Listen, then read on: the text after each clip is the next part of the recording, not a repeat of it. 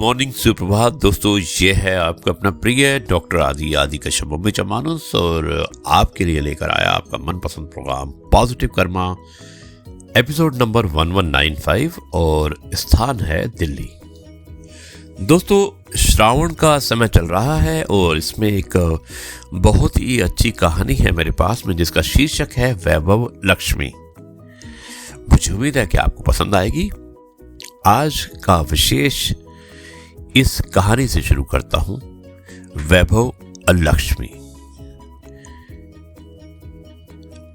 मुझे लगता है कि ये कहानी जो मैं आपको सुनाने वाला हूं, आप सभी इससे परिचित भी होंगे, लेकिन शायद हमें एक बार इस कहानी को एक बार फिर से आपको सुनाना चाहिए। शुरुआत करता हूं इस कहानी की कुछ इस प्रकार। एक सेठ थे और वो बड़े खानदानी रईस थे। धन ऐश्वर्य प्रचुर मात्रा में था, लेकिन लक्ष्मी जी जो होती हैं, लक्ष्मी माता जो होती हैं, लक्ष्मी जी, उनका चंचल स्वभाव होता है। आज यहां तो कल वहां। सेठ ने एक रात को सपना देखा और सपने में देखा कि एक स्त्री उनके घर के दरवाजे से निकलकर बाहर जा रही है। उन्होंने पूछा कि हे देवी, आप कौन हैं और मेरे घर में आप कब आई और मेरा घर छोड़कर आप क्यों और कहां जा रही हैं? वो स्त्री बोली, मैं तुम्हारे घर की वैभव लक्ष्मी हूं। कई पीढ़ियों से मैं तुम्हारे घर पर निवास कर रही हूं, किंतु अब मेरा समय यहां पर समाप्त हो गया है, इसलिए मैं ये घर छोड़कर जा रही हूं। मैं तुम पर अत्यंत प्रसन्न हूं, क्योंकि जितना समय मैं तुम्हारे पास रही, तुमने मेरा सदुपयोग किया। संतों को घर पर आमंत्रित करके उनकी सेवा करके, गरीबों को भोजन कराया, धर्मार्थ कुएं तालाब बनवाए और गौशाला और प्याऊ बनवाए। तुमने लोक कल्याण के कई कार्य किए और अब जाते समय मैं तुम्हें वरदान देना चाहती हूं। जो चाहे मुझसे मांग लो। सेठ ने कहा कि मेरी 4 बहुएं हैं, मैं उनसे सलाह मशवरा करके आपको बताऊंगा। आप कृपया कल रात को पधारें। सेठ ने 4 बहुओं से सलाह ली। उनमें से एक ने अन्न के गोदाम तो दूसरी ने सोना चांदी की से तिजोरियां भरवाने के लिए कहा। लेकिन सबसे छोटी बहू धार्मिक कुटुंब से आई थी और बचपन से ही सत्संग में जाया करती थी। उसने कहा, पिताजी, लक्ष्मी को जाना है तो जाएगी ही, और जो भी वस्तुएं हम उनसे मांगेंगे वो हमारे पास हमेशा के लिए रहने वाली नहीं है। यदि सोने चांदी रुपये पैसों के ढेर मांगेंगे तो हमारी आने वाली पीढ़ी के बच्चे अहंकार और आलस से अपना जीवन बिगाड़ देंगे।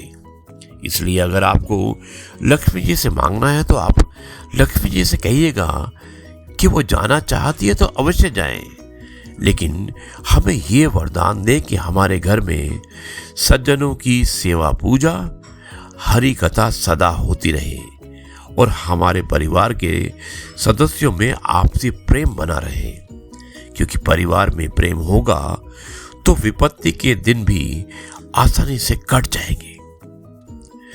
दूसरे ही दिन रात को लक्ष्मी जी ने सपने में आकर सेठ से पूछा कि तुमने अपनी बहुओं से सलाह मशवरा कर लिया?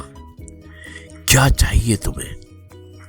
सेठ ने कहा, हे मां लक्ष्मी, आपको जाना है तो आप प्रसन्नता पूर्वक जाइएगा, परंतु मुझे ये वरदान दीजिएगा कि मेरे घर में हरि कथा तथा संतों की सेवा होती रहे और परिवार के सदस्यों में परस्पर प्रेम बना रहे। ये सुनकर लक्ष्मी जी चौंक गई और बोली, ये तुमने क्या मांग लिया? जिस घर में हरि कथा और संतों की सेवा होती है तथा परिवार के सदस्यों में परस्पर प्रीति रहे, वहां तो साक्षात नारायण का निवास होता है, और जहां जहां नारायण रहते हैं वहां मैं तो उनके चरण दबाती हूं, और मैं चाहकर भी उस घर को छोड़कर नहीं जा सकती। ये वरदान मांगकर तुमने मुझे यहां रहने के लिए विवश कर दिया है। दोस्तों, आप शक्तिशाली हो सकते हैं, पर समय आपसे अधिक शक्तिशाली है। संघर्ष और उथल पुथल के बिना जीवन बिल्कुल नीरस होता है। इसलिए जीवन में आने वाली मुसीबतों को सह लेना ही समझदारी होता है। ये थी कहानी वैभव लक्ष्मी, और मुझे उम्मीद है कि ये कहानी आपको अवश्य पसंद आई होगी। अब मैं इस कार्यक्रम को यहीं पर समाप्त करता हूं, और कल आपसे एक बार फिर मुलाकात करेंगे कुछ नई बातों के साथ। तब तक के लिए कहते हैं जय गुरु जी, शुक्राना गुरु जी।